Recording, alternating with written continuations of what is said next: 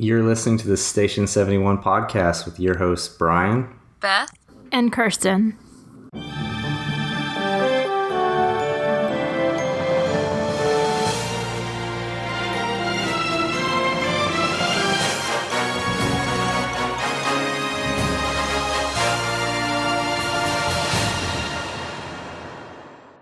So on this week's episode, you'll notice Mario is missing, so I strangely am having to do the intros and stuff. But we've got some cool stuff to talk about. Beth recently went on a trip to Disneyland, so she's going to discuss her experiences there. But first of all, we'll start off with the news. Our first story is that there's a new expansion coming to Tokyo Disney Sea. And Kirsten, I think you are the most knowledgeable on that one. Yeah, so I have an obsession with Tokyo Disney. Like, I want to go so bad. I would choose there over Disneyland. And I have this obsession because of Tom Bricker's website, Disney Tourist Blog. If you want to kill a couple hours, find his first Tokyo Disney trip report and read it. It will make you want to go. But Tokyo Disney Sea is said by a lot of people who have been to all of them, like basically the best Disney park in the world. And so they're adding a new port. The lands there are called ports because, sea. And it's going to be fantasy themed. And so they're going to have Frozen, Tangled, and Peter Pan mini lands. And it will also have an in-park luxury hotel. Right now, Disney Sea is the only park, I believe, that has an in-park hotel. It's called the Miracosta. So I guess they're adding another one, and it's going to have new restaurants. It said 4 attractions, 3 restaurants, and only 1 gift shop. So when you say in-park hotel, you're talking like Cinderella Castle? I mean, type of thing where like you are literally... Like, yeah, you stay in the hotel. Yeah, or in the park. Yeah, you're in the park. Like the windows outside or looking over the park. It's not like DCA where it's just kind of connected. It's in the park from everything that I've read. So, and it's very expensive. So most people don't stay there. I would love to just stay there for one night and then stay somewhere else like for the rest of my trip, but we'll see. Yeah, this looks really awesome. I'm obviously not as obsessed with Disney Sea as you are, but I've always wanted to go to Japan, and obviously, if I were to go, this would be on the list, but this looks super cool. I always loved these really highly themed lands when they get added. Yeah, and, Disney Sea, just from what I've seen, just watching videos and stuff online, has such a different feel than most other Disney parks. Just like the way that everything is like blended together, but it's like, I don't know, it's more like it flows with the land, like that the land and like the geography seems to be a huge part of like the theming that they pull into it. Just very cool. Yeah, and to give some perspective, so right now they're building a Beauty and the Beast land at Tokyo Disneyland because there are 2 gates there, Disneyland and Disney Sea. And that one is going to cost $750 million, and this fantasy land with the 3 mini lands is going to cost like $2.2 billion. So this is like this is big. I'm really excited to see how they meld all of like the Peter Pan and like Frozen and all that together. When did it say that it's opening? Did it give a estimate?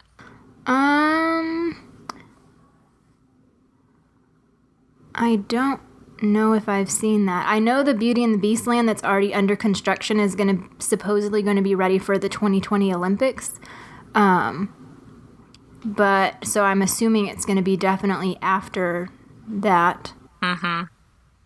Man, just kind of makes me want to wait. Yeah, that's the hard thing is like I want to go so bad, but it's kind of like, well, every time I hear that they're adding something, I want to wait. Oh, it says 2022. Oh, wow. So that's a long ways. I mean... Yeah. Especially if you're planning on going for the 50th to Disney World and spending a crap load of money like I am. All right, me too. I I have it in my calendar like when the hotel reservations open up. Yep. Maybe we'll make that a Station 71 trip. Meet up. Do an in-park episode. That'd be sweet. And then I'll talk about our next news item that I have is, I wasn't here last week, but I know y'all mentioned Richard Girth, the greeter at the Grand Floridian, and he did pass away like the day after the news came out that he was in the in hospice and all that.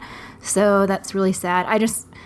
For me, this is like one thing that just shows how Disney is like so much more than just a theme park or whatever, because it's like hundreds and hundreds of people are, talking about this one person, who was this little old man, and like he affected so many people like in a positive way. I mean, I didn't, ever have more than a passing conversation with him, but it's still just, I don't know, such a cool thing that he impacted that many people, and it's really sad that he's gone. Yeah. Mm-hmm. And I feel like that type of cast member is getting more and more rare. Just they're like regular faces that everybody knows. Yeah, there used to be an older woman at the Haunted Mansion, and she did my backstage tour, and I think she's retired now, because every time I look for her name was Ginger. She's like never there, so I'm pretty sure she retired too. She was pretty up there, so. Well, moving on to our next story, there is a new once-in-a-lifetime opportunity coming to Disney fans, a chance to go camping in Pandora. So this is a contest that's being put on by Oh My Disney, and basically they're asking people to submit a video explaining why they deserve this chance to spend a night sleeping in a tent in Pandora. If you're listening to this, hopefully almost as soon as it releases, you should still have a chance to make a quick video. It says that the contest is going to be open until midnight on June 21st. So if you hear about this and really want to do this, like I definitely do, try to get a video put together and send over there, and hopefully you get a chance. Yeah, this would be so awesome. I feel like I don't have an interesting enough reason that I would never get picked. But hey, if we have a listener that happens to win this, this is definitely a spot on the show topic. Mm-hmm. So get in touch with us if you win this for sure. Yeah, that would be awesome. More importantly, get in touch with us beforehand so we can come on. Definitely, yes. Even better. All right, and for our final news story, Disney just published a new patent for a multi-plane screen.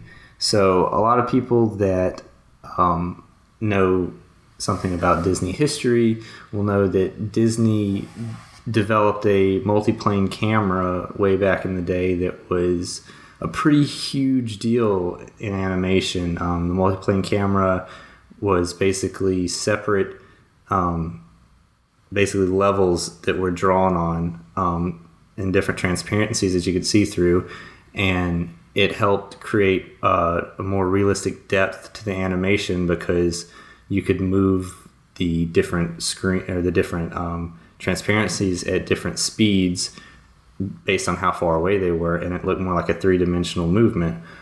So now they have developed a multi-plane screen which can do the same thing, but basically you're displaying an electronic image instead of this just being a hand-painted on cartoon. And a lot of people are thinking that this is going to get used in the Star Wars hotel windows or possibly in other attractions throughout the parks.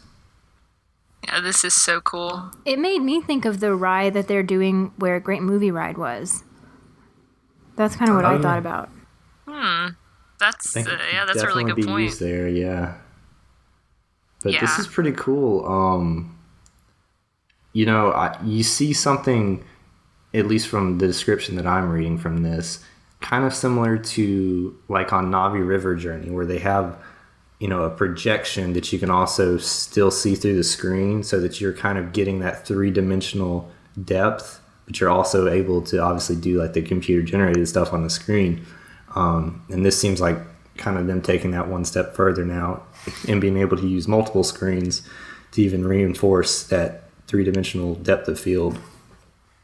Yeah, this is super cool. And anyone out there who hasn't seen like the multi-plane animation, like old school animation in action, you should definitely look it up because it's really cool. Mm-hmm. And it'll give you a better idea as to kind of what's going on here. Yeah, I know if you go to One Man's Dream, or now Walt Disney Presents, they have a little display set up on kind of the development of the multi-plane camera and a couple of, sample videos to see how it's made or how it functions and everything. But there's also plenty of videos on YouTube that you can check out. And it's very cool to see like how much more realistic it makes the animation seem. It's just very cool technology. Mm-hmm. But that will wrap up our news for the week. So we'll move on to a very, very cool topic, which I have been wanting to do for a while and have not been able to, and that is to go to Disneyland. But Beth got to, and hopefully she will share a little bit of insight on that with us. Yeah, are you the first Station 71 host to ever go to Disneyland? Unless Mario said he hasn't, right? I think he said you're the only one. Yeah, I guess I am the first. That's kind of cool. So it was a very unexpected kind of trip. So just long story short, my boyfriend's a big video game nerd, and E3, the big video game conference, is going on in LA right now, and he got access to the Microsoft briefing, and it was like literally like thousands of people applied and only like 100 or 200 people got selected. So we're like, that's a really unique opportunity. Let's take it. So we flew out on a Friday and flew back on a Monday. It was a very, very fast trip, but we did get the chance to spend all day Saturday at Disneyland and California Adventure. We did a little park hopper action, and a bunch of people have asked me since I came back, like, what did you like it? What was the like big differences and stuff? So obviously the biggest difference being size. I actually looked it up beforehand. I thought it was really interesting. So both Disneyland and California Adventure put together are about half the size of Epcot. So that kind of gives you perspective on how small these parks are. But the really nice thing about them is that even though they're small, it's very attraction dense. So it doesn't feel as small because there's so many attractions that you have access to. So we started off at California Adventure because I wanted to save the best for last. First things first, it was a little bit jarring. So we stayed with a friend in LA, and we took a lift from his place to the parks. And it was a little bit jarring to be let out in front of an IHOP and walk across the street. And there I was, like, that was the entrance to the park, So, yeah, it's like surrounded by restaurants and hotels and stores, and it was a little bit weird, but it's just the gate. You have to walk down this pretty long path to get to security, so you do have a little bit of time to kind of distance yourself from the real world, which is nice. One of the big things that I noticed, and I don't know if this is indicative of like a Disneyland resort in general, or if I just happened to be there on a bad day. I do know that I went on a Saturday, so naturally more people in the area are probably going to be there than usual because it's a weekend, but the pass holders, it was a blackout date, so I kind of took that to mean that this was not like crazy crowds, but the pass holders weren't there, so it was kind of a little bit lower than it probably would have been on a different Saturday. But security was extremely inefficient. There was huge crowds of people, and Like, it was going very slow. I would say from the time we got in line to security to, like, the time we stepped inside the park was probably 20 minutes at least, which Wow. I make a point not to go to Disney World during peak, so that may be a thing that happens, but I've never had to wait in line for security for more than like 5 minutes, probably like 10 max. And then, you get to the gate, you scan your magic band and you walk in. So that was a little bit weird. I was just like, gosh, this is like crazy long. But I do think that they were checking more like closely into the bags than they do at Disney World, because they were like spending time on bags. It wasn't like a quick look in and shake it around kind of thing. They were like actually looking into stuff. So again, may not be how it is always. That's just how it was when I went. But kind of to the same note, I realized very quickly that a lot of stuff there seems to be kind of inefficient, which, coming from Disney World, was a little bit, I don't want to say upsetting, but just as a small example, we had been in California Adventure for all of 15 minutes, and we're like, let's grab a drink. Like, there's a stand right here, and the drink sounded good. So there was like 3 people in line ahead of us, and there's 3 cast members behind the desk, and none of them were addressing anybody. Like, we stood there for probably 10 minutes before we were just like, okay, we're just gonna go, because they hadn't even, like, the first person hadn't even gotten their order taken yet. Like, and I'm trying not to sound like, I don't know, uptight, but I just feel like that doesn't happen at Disney World. Yeah, that is pretty weird. Now, was that kind of like, you think, oh, maybe it was just those employees at that specific location, or was that more the vibe you got the rest of the day too?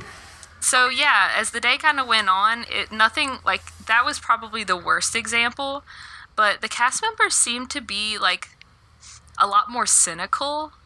Like, it wasn't like horrible by any means, but so I went to get a churro at one of the carts, and he was like, okay, it's however much, $5 or whatever it was, and I pulled out my credit card, and I was like, do I swipe or do I put the chip in? And he's like, oh no, swipe. We don't, like, our chip thing doesn't work. We're a little behind the times. I mean, have you seen Tomorrowland? I was just like, really? What? Like, that is a direct quote. I put it in my phone so I would not forget. Man. I was just, and they just, like, I don't know, I feel like cast members at Disney World are just, they're very bubbly and, willing to take you, like, step to the side and help you out if you need it. And they, obviously everybody has, instances with cast members where they weren't, like, 100% perfect, like, bubbly ray of sunshine.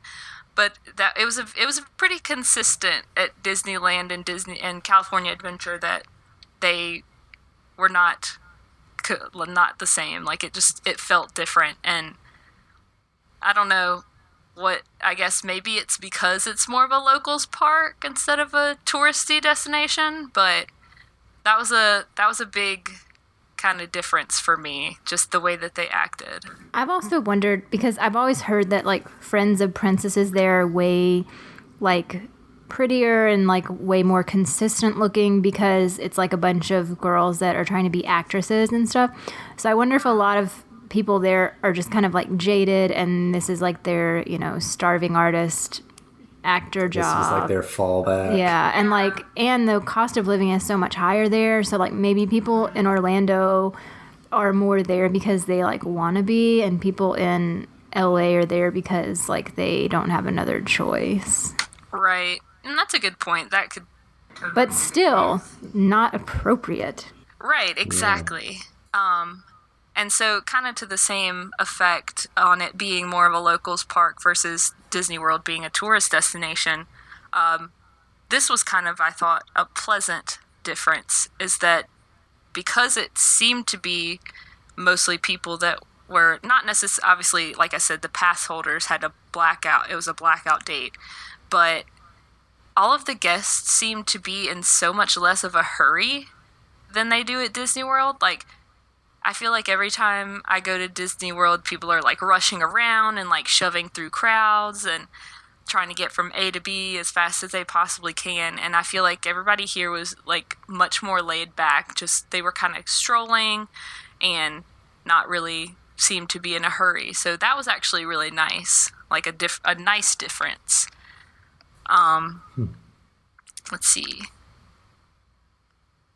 So California Adventure, a lot of the stuff was closed when I went because they're redoing Paradise Pier to make it Pixar Pier.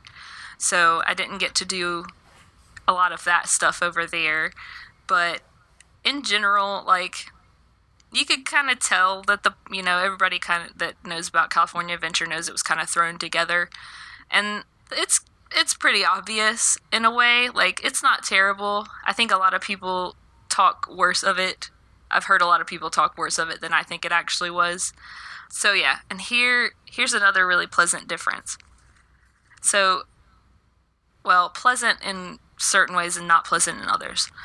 So they don't utilize Magic Band technology over there, and they still have, it's not a paper fast pass system. They just recently moved away from actually having a paper fast pass that you have to physically hold on to, but you do still have to go to a kiosk, and you can either, like, I guess if you have a card ticket, you could put it in, or you can use your phone and like hold up a barcode kind of thing. It was, I actually didn't utilize that, like the kiosk thing at all, because they semi-recently introduced what's called Max Pass, which is $10 per person per day. And it's not quite like our system, but it's a lot closer than the paper fast pass system. So you can't book them in advance. Your ticket has to be activated first, and you have to be like location wise, like close enough to the parks where it thinks you're in the parks. So, for example, when I was at California Adventure, we booked several, and then we were standing in line and we were going to Disneyland next. I could still book one for Disneyland because I was close enough, but if I weren't in the park or close enough to the park, I couldn't book anything, which I kind of like because it takes away the opportunity from people like booking 60 days in advance and not and like taking all of the good fast passes. But then I also kind of didn't like it because then I didn't get to make my fast pass choices in advance. So is it the same type? Is like you try to add on more fast passes at Disney World, you get one at a time. You're just allowed to book them so as you use them. So the way that I read it, I believe the maximum time in between fast passes is 2 hours, but there's a lot of the times when I would make a fast pass, it was shorter than this. Like the time in between was shorter than. If you, at Disney World, if you make one at 1:20, you can't make another one until you've used it, or, I guess that it's like an hour. Like you make it and it's from 1:20 to 2:20, so you can't make another one unless it starts at 2:20, So that was one thing that I did really like about this, is that they could actually overlap as long as your waiting period was up. So I had multiple fast passes during the same hour window. I just had to basically what I did was I would make a fast pass, and then I would it would say you can make your next fast pass at this time, and sometimes it was 45 minutes, sometimes it was an hour and a half. It was really weird. I don't know what their algorithm was, but it would tell you what time you can make your next fast pass. So I just set an alarm on my phone. And then regardless of what we were doing, I would just go ahead and make it. And then, there was, I'm trying to remember the exact example, but basically, as long as your time frame was up, you could make another fast pass, even if it was within the same window as a fast pass you already had. Which I thought was really nice, because then you didn't, like, you could have stuff to do consistently instead of waiting that awkward gap in between. Yeah, I do wish that we had that in Disney World. Mm-hmm. So overall, do you think it was worth the price to use the Max Pass? To me, absolutely. I guess I could see if it was like a big family, since it's $10 per person per day, that I could see a big family that being an extra, expense that they can't, spring for. Mm-hmm. But it was, just because it was such a small period of time that we were going to be there, I feel like it was 100% worth it, and that we would, it literally saved us hours, I would say, because a lot of the rides there would get, crazy waits. Like the Guardians ride, when we used our Fast Pass for it, I think the wait was 80 minutes, and then the Matterhorn was 60 minutes, and we had a Fast Pass for it. Pretty much everything we rode had at least a 45-minute wait that we would have had to wait if we didn't have a Fast Pass. So if you're going to be there for a short period of time, or if you have the budget for it, I would definitely recommend it. The other nice thing about Max Pass is that it includes Photo Pass, which adds a whole lot of value. So I got, we didn't take a whole lot of pictures with Photo Pass, but it was nice to have the ones that we did and be able to download them and stuff. Well, that's a really good deal then, because adding Photo Pass to a Disney World ticket is significantly more, if I recall. So that seems like a no-brainer then. Yeah, and I mean, even if, I think it's $150 or something to add Photo Pass at Disney World. Yeah, it's a pretty huge chunk of change. Right, and so even if it's $10 per person per day, that's a lot of days you could get it for $150 to, break even on that, or whatever you want to call it. One of the tips that I actually, when I was kind of doing a little bit of research before we left, was that even if you're not really intending on using the fast passes, but you want to use the photo passes, just get one person in your party to do it, and then it's literally $10 for everyone to take photos. Wow. So that's an insane deal then, right. At least compared to Disney World. Right. I was shocked that it was as little as it was of a cost. Let's see.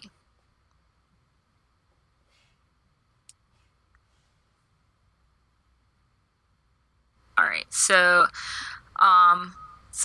California Adventure, I think we only rode 3 or 4 rides, because the only ones that I was really big on was the Guardians of the Galaxy Mission Breakout, and then Radiator Springs Racers. But Radiator Springs Racers kept going up and down, it was break down or something, and then it would come back up and have a huge wait, and then it would go down again. And every time I looked at it, we couldn't get a fast pass for it. Every time we looked at it, it was 60 minutes or more. So we're just that'll have to be a next time thing. But the Guardians of the Galaxy ride was absolutely incredible. And while I don't want them to touch our Tower of Terror, I think that this was a really, really good overlay. It was the queue, the theming was really well inside, and the way that they did it, I don't want to give, anything away, because I'm assuming you guys will get over there and want to ride it and have it kind of be a surprise eventually. But, yeah, I thought it was really well done, and it was, a lot of people were really upset when they did this, but from what I heard, their Tower of Terror wasn't super awesome compared to ours. So yeah, I heard that too. My personal opinion, not having ridden their version, I think it's a great overlay, and I had a blast. It was really well done. Awesome. So, and then one of the other rides we rode was they have like this Monsters Inc. ride, but the main reason I rode it is because it used to be Superstar Limo, and I just wanted to, I don't know, feel that vibe, and it was actually pretty well done. So I would have liked to have seen Superstar Limo, which for anybody that's listening that may not know is like pretty much the worst Disney attraction in history. Go watch a video of it. Yeah, there's ride-through videos of it. It looks like one of the... I don't understand how it made it past the drawing boards, but yeah, it looks pretty terrible.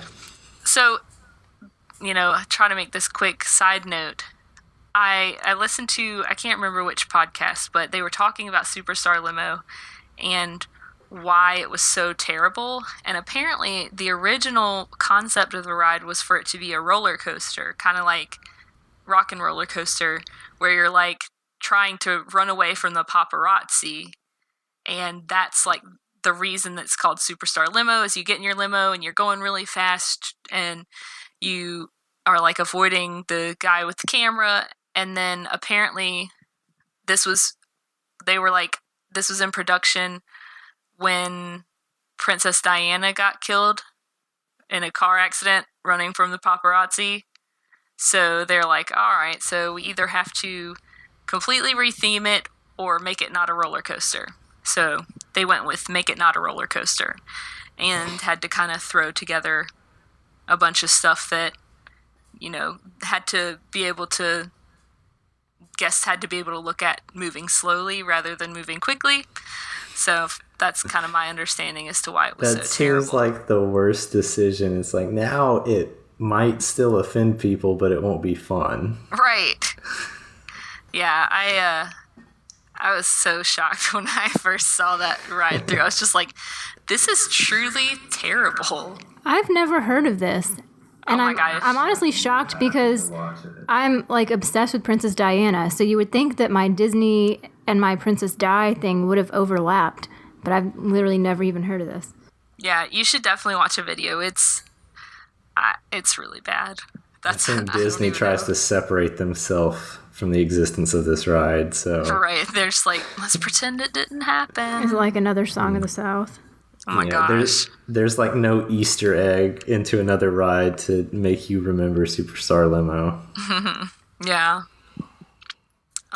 So after that, we had a little bit of lunch, and then we walked over to Disneyland, which I gotta say is another thing that I really liked, is that we walked out of the gates of California Adventure and walked about 400 feet, and we were walking into Disneyland.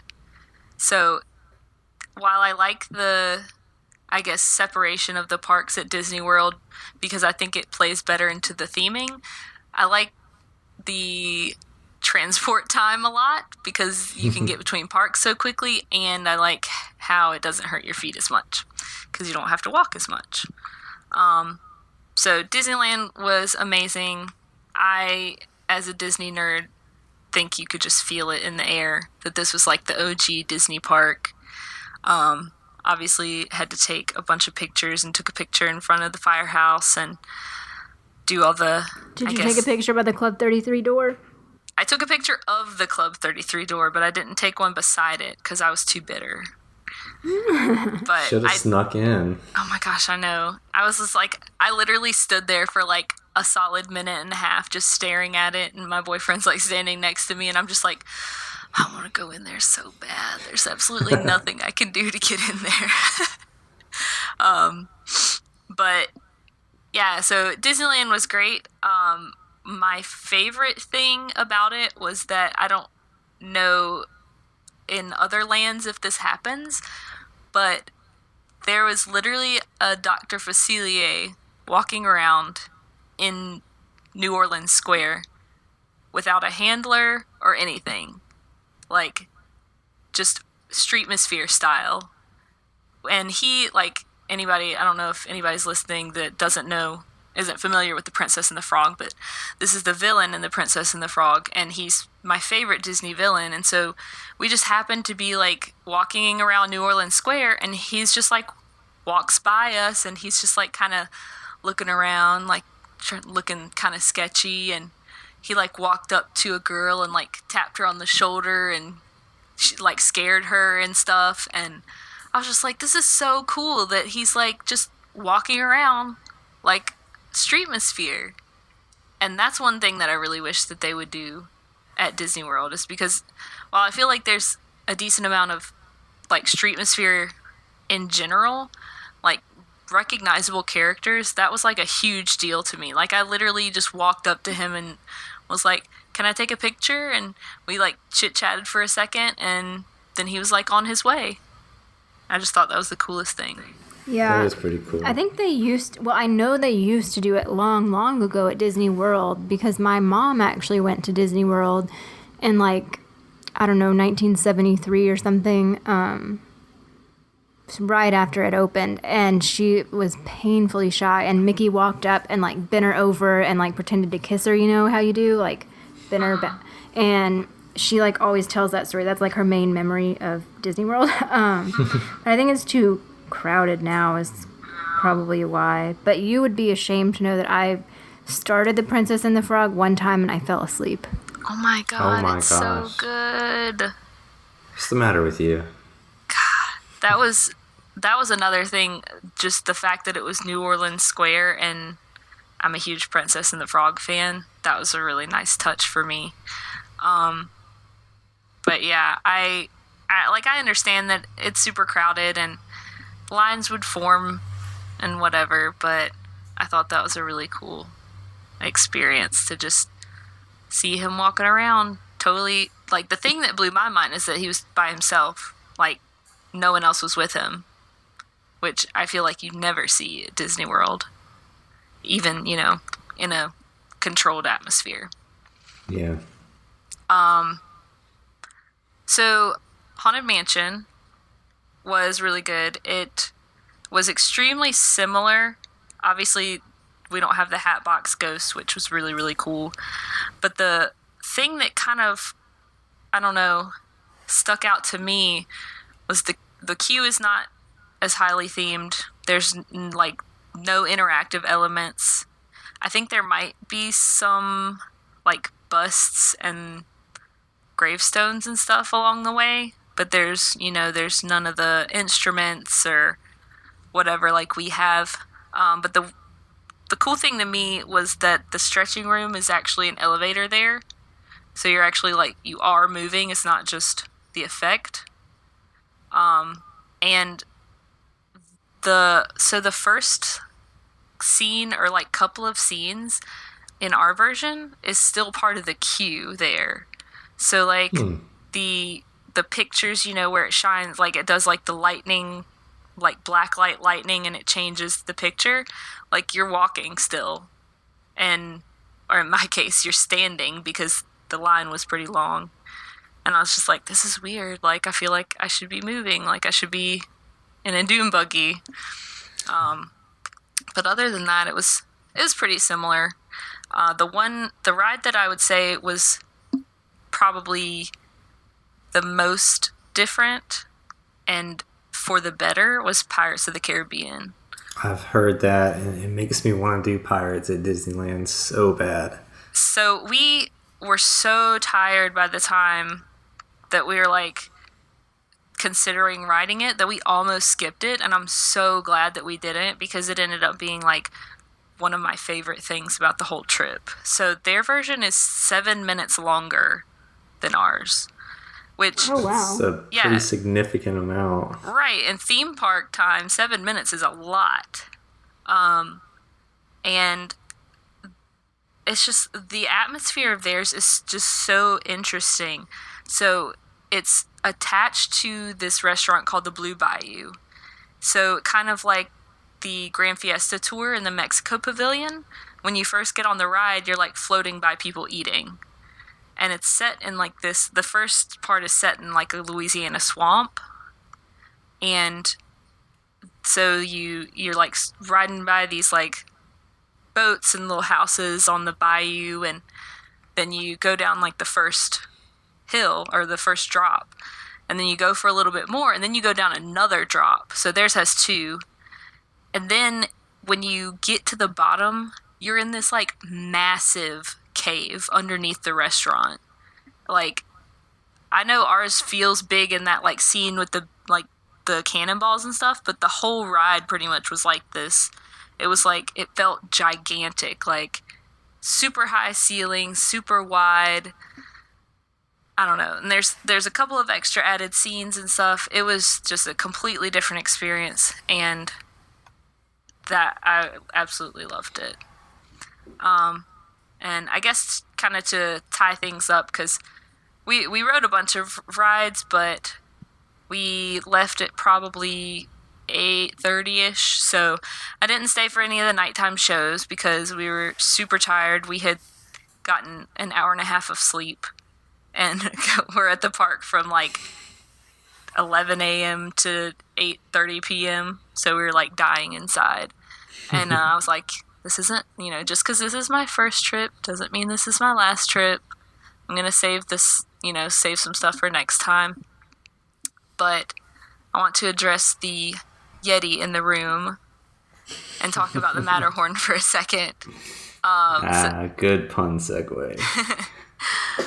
So I was like really hyped because Everest is like my favorite roller coaster, and I had like cheated a little bit and looked at YouTube videos of their Yeti just because I wanted to see if it was worth riding. And so I was like, oh yeah, obviously like these effects are super cool, like I have to ride this, plus it's like it's a Disney classic over there. And so we luckily had a fast pass for it, so we didn't have to wait very long. I made the mistake of wearing a dress, and it's kind of a Astro Orbiter style seat that you have to sit down in. So I was like desperately trying to like not flash anybody. So that's one tip that I will give to any listeners that are going to go is if you're planning on riding the Matterhorn, do not wear a dress. Literally every single other ride was fine except for that one. Duly noted. Don't wear a dress, Brian. But so the cars of the roller coaster were kind of set up like Space Mountain, like how they were like 3 and then they're attached to another 3. And I will say this to tie up my discussion. The Yeti and the effects were amazing, and I would definitely say that their Yeti is way better than ours, but in every other aspect, I pretty much hated this ride. Really? Everyone, like, I've heard so many people, like, oh my god, I love Matterhorn. Matterhorn's my favorite ride. Even, like, my friend that we stayed with, he was like, we were talking about it, and I was like, yeah, and then we went to ride the Matterhorn. He's like, oh, that's my favorite ride. And I'm like, why? Like, I hurt afterward when I got off. It was so rough. Like, yeah. And not just in a Space Mountain way where your neck is like flopping around, but like my back hurt, my legs hurt, like my whole body was aching. Like I hobbled off of the ride. So those people out there who that's their favorite ride, more power to you, but I must be an old lady. A wooden coaster? No. Oh, because that's like in Texas we have, Six Flags over Texas, and the Texas Ranger used to be terrible. Like I wouldn't ride it because it was wooden and it was so rough. And now it's metal and it's apparently a lot better. But yeah, those old style ones, oof. Yeah, and that's the thing is that like I've ridden wooden roller coasters before and I don't like them for the same reason. But I was thinking, oh, it's not a wooden roller coaster, it'll be fine. But it was very painful. But aside from that, overall, it was an amazing trip. It was definitely a whirlwind, and I didn't get to spend nearly as much time as I wanted to, but I'll definitely go back and take the time to stop and smell the roses a little bit more. Awesome. If you wanted to like go and kind of accomplish everything, I mean, and everything you would feasibly want to do, not like every single ride, every single restaurant. How many full days do you think you would need to do Disneyland and Disney California Adventure? Just in case anybody's considering this. I would say if you want to do it like super leisurely, that I would say 3 days maximum. But I feel like if we weren't so tired and if we had like one extra day, that we could have gotten absolutely everything I wanted to do done. As like looking at it from a tourist standpoint. Obviously, being a Disney nerd, I want to spend more time, looking at details and stuff. But speaking strictly as someone like going to the parks to experience the attractions, I feel like I could have gotten everything done in 2 days. That's so, like, that just seems so crazy to me when you think about, like, you can go to Disney World for a whole week and still not, like, get everything done. I guess It's partially the crowds and also just the size. Like, walking takes a long time. Mm-hmm. But, yeah, it was a good time. I would recommend it, especially to big Disney nerds. There's something about, like I said, being in the OG park. Makes it feel different. Like walking where Walt walked. Yes, exactly. What was the one big thing that you didn't get to do that you want to do next time you go? My really big thing, I wanted to see Fantasmic, because I've heard their version is really different from ours. Other than that, I wanted to ride Radiator Springs Racers, but those really, if I had gotten those 2 things done, I feel like I hit all the highlights other than those 2. But World that's of what Color next isn't time's on your for. list? Say what? World of Color isn't on your list? Oh, yeah, well, World of Color is on my list, but it wasn't showing while we were there. It was like getting refurbished, or I don't know, something was happening with it. It wasn't on the schedule. But yeah, that is on my list too. And they had like a projection show.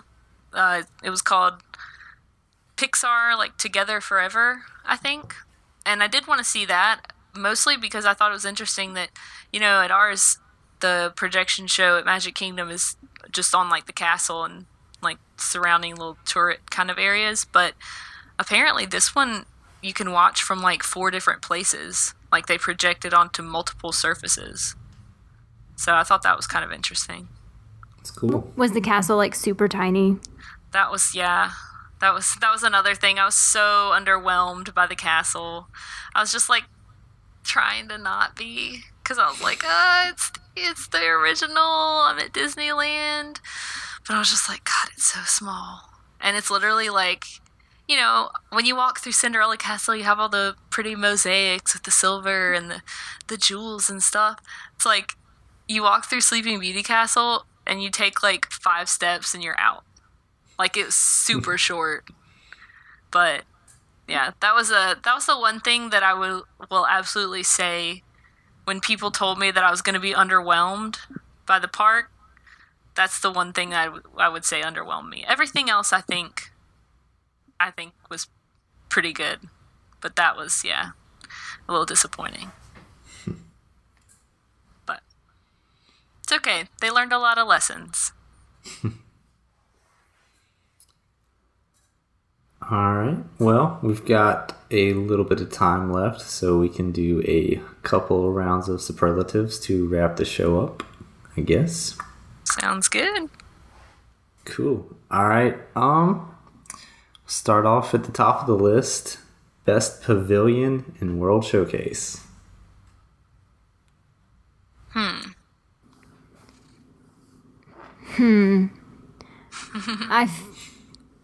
I feel like my love for Paris should make me say France, but if we're talking best in terms of like theming, I would have to say Morocco. I would agree that Morocco is like definitely the most detailed and I feel like probably the most authentic, but I think my favorite, maybe not the best, but I think it's the best, is Japan. Japan's definitely close for me. The store, and I love the koi pond. I feel like that doesn't ever get any attention, but I love the koi pond there. Mm-hmm. For me, it narrowly edges out Japan, but I'm gonna say Mexico. That's my second, yeah. I love the architecture in the pyramid.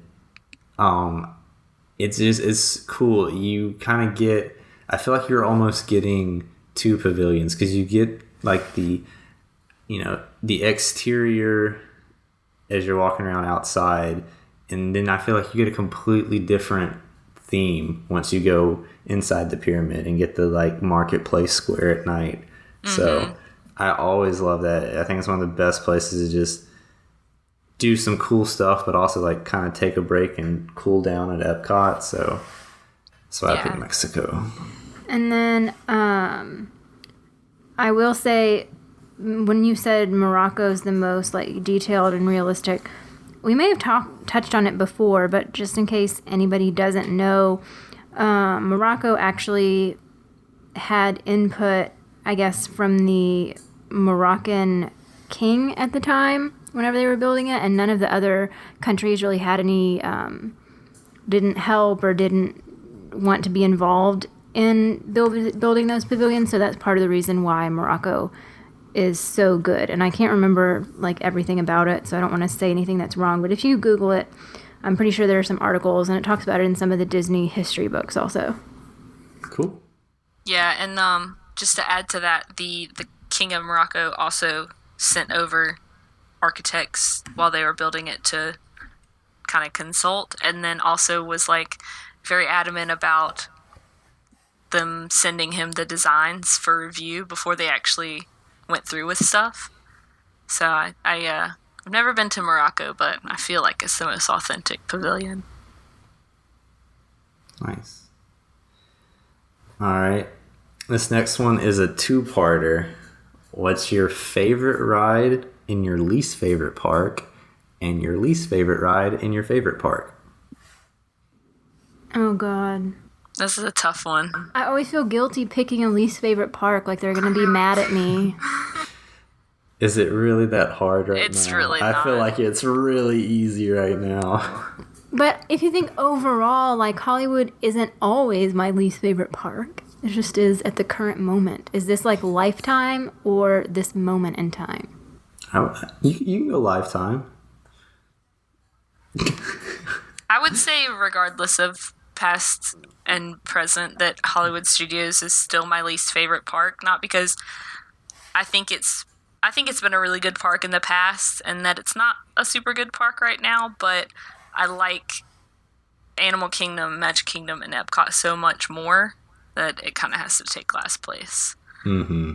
But I wholeheartedly agree. So are we doing favorite ride currently or favorite ride that has been in the park? Let's say favorite ride that's been in the park. Specifically ride, not attraction, show. We can say attraction, show, whichever one. Okay. I would probably say Hollywood Studios being my least favorite park, that my favorite attraction in it is Fantasmic. Not Tower of Terror? If it was specifically a ride, I would say Tower of Terror. But I love Fantasmic. I'm obsessed with Fantasmic. I listen to Fantasmic in my car. That surprised me because that's like my least favorite of the spectaculars, like all the shows. Kirsten, have you seen Rivers of Light? No, I haven't. So I'm leaving that well, one that's out. why. Do you want to go, Brian, or do you want me to go? Yeah, I can go. I will say, yeah, my least favorite park is Hollywood Studios by far, but it also has my probably second or third favorite attraction at Disney, which is Tower of Terror. Nice. Well, I'm different. So, I'll probably get flamed for this, but I really think my least favorite park is Epcot. I love rides, and there's not that many, and Hollywood usually has like more to offer, I feel like. But anyway, my favorite ride there is probably overall Mission Space. Like, I know that sounds dumb, especially compared to the original Soarin', but I have always loved Mission Space. I love thrill rides, and Disney doesn't really have a ton, and that's probably one of the most like in your face thrill rides that they have, if not the most. So I really love even though it's like kind of lame, and I'm really mad that they took out what's his name, Lieutenant Dan doing the narration. They updated it. Very angry about that situation, but original Mission Space, yeah, it's my jam. The weirdest thing about this, and I did this last time we went, and I did the green side just because I wanted to see the kind of new ride, because I heard orange is basically the same, they just updated the graphics. But the weirdest thing about the pre-show is it is basically exactly the same. Yeah, it's like the same script. Verbatim. Yeah, like it was crazy. I was sitting there and I was expecting something to be different, and I'm looking over at my wife as, the actress is talking, and I'm like, this is, like, they just handed the same script to someone else. I don't understand why they did that. Yeah. I don't get it either. But I think that's a good answer. I am not judging you for it. I think Mission Space is awesome. No, it's like it needs more love than it gets. Yeah, for sure. I would say that I also love thrill rides, and it's the only ride at Disney that I've gotten nauseous on. So all next right. we're doing... Yeah, flip it. Least favorite ride at your favorite park. Or attraction, I'll say. This is very easy for me. Go for it. Well, my favorite park is Magic Kingdom. And my least favorite attraction, probably in like literally the entire Disney property, is Country Bears. I quit. I'm done with this podcast. I don't know what else to say. So much hate for Country Bears. It's just terrible. Why did we let her back on the show again? I don't know what to even compare it to as far as rides that I can't stand. Well, that hurts, but you're entitled to your opinion. I will agree with you that my favorite park is Magic Kingdom.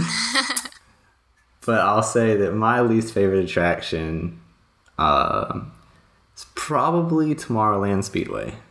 Oh gosh, yeah. If Magic Kingdom was my favorite park, I would probably pick that as my answer. I mean, that does kill brain cells, legitimately, as you're standing there in line. So my favorite park is Animal Kingdom. And I have never actually seen Rivers of Light all the way through because the time that I tried to watch it, it had technical difficulties and had to restart twice. And then they decided after the second time that they were just giving up. I mean, I feel like that says everything we need to know about Rivers of Light. Right, exactly. So I feel like I should say that, but since I actually haven't seen it all the way through, I feel like that's cheating. So, gosh, this is kind of hard. I mean, I haven't done the only ride in Chester and Hester's I've done is the, what is it, Primeval Whirl? That's the Crazy Mouse one, right? Mm-hmm. Yeah. So I guess I'd probably say that. Good. I was just hoping you weren't going to say Dinosaur. Oh, no, I love Dinosaur. You know a guy died on Primeval Whirl, right? Oh my god, the guy, the cast member? Yeah. Mechanic person. Yeah, fun, weird fact about me is that I know way too much about the people that have died The at deaths, Disney me World. too. I'm obsessed with the Wikipedia articles, all the deaths at theme parks. Yeah, I don't know why it's fascinating what it is. Speaking of dinosaur, little side note, I totally forgot to talk about the Indiana Jones ride. Oh, yeah. Oh, yeah. My god, it was absolutely incredible. I love dinosaur and I would hate to see it go, but if they did decide to take it and make it into this Indiana Jones ride, I would be heartbroken but excited at the same time. That ride felt absolutely gigantic and was super thrilling from start to finish and had great effects. So yeah, I've seen the ride through videos of it, and kind of along the same lines. I love Dinosaur, but Indiana Jones seems like it tops it in almost every way. Yeah, it's definitely as far as effects and Dinosaur being kind of dated like it is, it definitely wins in that regard. I like I don't know. I bet it doesn't win in number of dinosaur animatronics, does it? It does not. But yeah, no, it's a really good ride. So like I said, I'd hate to see Dinosaur go, but I would love to see Indiana Jones come to our side. All right. Well, I think we got time for one more. Coolest architecture at Disney. Oh, Lord. Can this be like thematic elements? Like... Yeah, I would... Yeah. Say we could like not just a building? Yeah. If you take back what you said about Country Bears, I'll let it pass. Sounds tough. Mine for this one is, I guess, I don't know, this is kind of broad, but I absolutely love the architecture at Animal Kingdom Lodge. I think it is some of the most unique at Disney, and it just fits so well with the theming there. I've never been there. Really? Yeah. I need to do more resort hopping. As much as you love Animal Kingdom, I think you would really like the Lodge. Oh yeah, I'm sure I would. I need to just make the time. Mm-hmm. Plus, there's so many good places to eat there. Sanaa. I'm having a lot of trouble with this. Yeah, I feel like it'd be repetitive, but like Epcot is coming to mind, and I'm just thinking about the Morocco Pavilion and how detailed it is. Because, I don't know, I have done like a little bit of research about the different pavilions and their like authenticity, I guess. And that one just has so many. I mean, I know there's little details and nods here and there in every aspect of Disney World, but I just feel like that one is so cool, especially with like the winding streets and stuff. I love, like, as you kind of feel like you're walking through the marketplace as you get more into the back of it too. Yeah, no, I agree. That's a good one. And I just love that archway.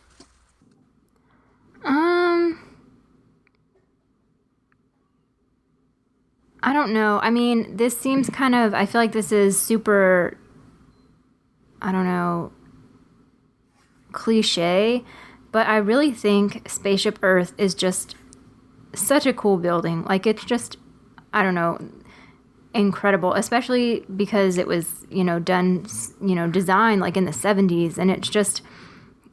I don't know. I just love it. Every time I see it, I just think, God, that's such a cool looking thing.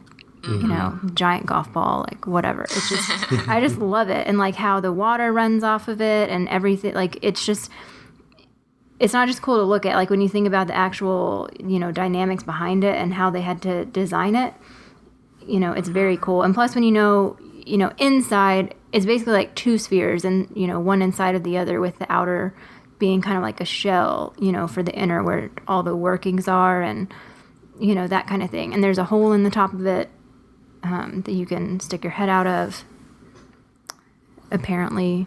I was like, have you done this? No, a guy that taught a class whenever I was in my, when you're on the college program, you can take classes from like Disney experts and people who have worked for a long time. And so he worked a lot at Epcot. And he said that he had a picture of him from like very far away with his head out the top of Spaceship Earth. That's cool. That's cool. But anyway, yeah, that's kind of lame. My runner-up, I asked about the thematic, was I was going to say just like the floating mountains in Pandora. I mean, I think that still counts. Yeah, I would say I'm sure it was designed by an architect at some point. So. Right. Yeah, those mountains are awesome. Yeah, definitely. All right. Yeah. Anything else? I think I'm good. Oh, one final news item, which might be a touchy subject for some. We'll just keep it factual and say that it has been announced that like John Lasseter is leaving Pixar at the end of the year. So I'm sure that will affect Pixar. You know, whether that's positive or negative remains to be seen. But it's happening. Yep, that is a good one to throw in there. Yeah, totally forgot about that. I'm sure somebody will step in. You know, I mean, he was obviously, you know, the head guy there. I'm assuming it will be different, but I'm sure that they will continue on kind of the spirit that Pixar has always had. Yeah. Agreed. All right, so that's going to do it for us this week on the Station 71 podcast. If you like what you heard, you can find us online at Facebook/Station71Pod, Twitter at Station71Pod, Instagram at Station71Podcast, or send us an email at station71podcast@gmail.com. We hope you enjoyed your ride, and we'll see you real soon. Please stand clear of the doors. Por favor, manténganse alejado de las puertas.